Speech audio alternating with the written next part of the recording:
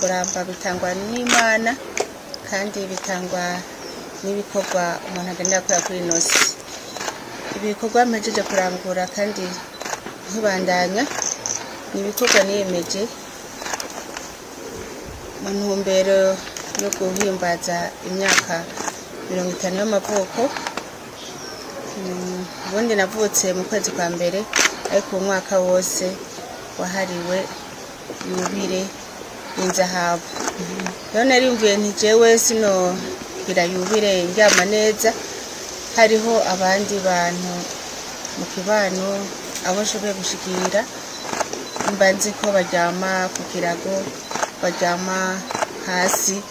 Ndavuga ntirekana bo ndabahe akantu kotuma banezerwa, umubiri wabo uruhuke neza kandi uruhukire basaze neza nabo nyene, baryama bagasinzira kandi bibuka ko hariho umuntu yabagiriye neza.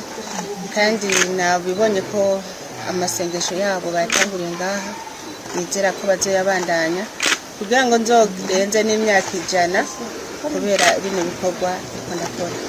Mu bisanzwe ibikorwa ndabikora nicira inzira iyo nzotera nja, inzira nzorangize neza, nanje nzorangize fise ahantu nza kuruhukira, aho umutima n'umubiri bitazoruhuka bifise umubabaro, bizoruhuka bitekanye, kuko nanje nifuza ko aba anye basazira umunezero kuryama neza, nanje niko nicira umunezero w'ubugingo budashira.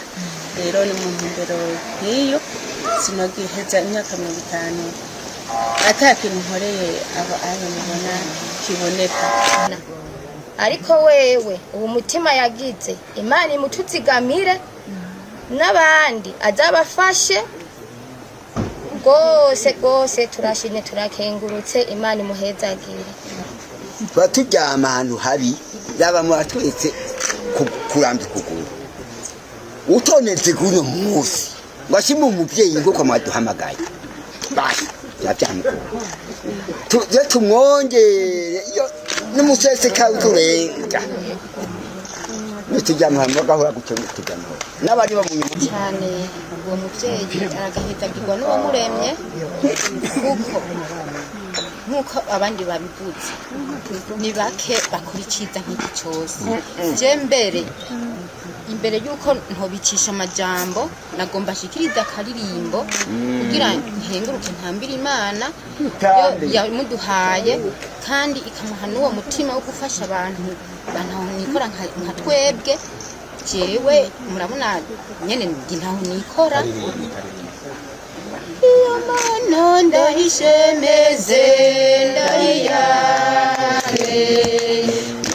inatokwivugu amugabiye naniyo Mana yamaye byose sinotangwa kugiranya ngayikurira ubwatsi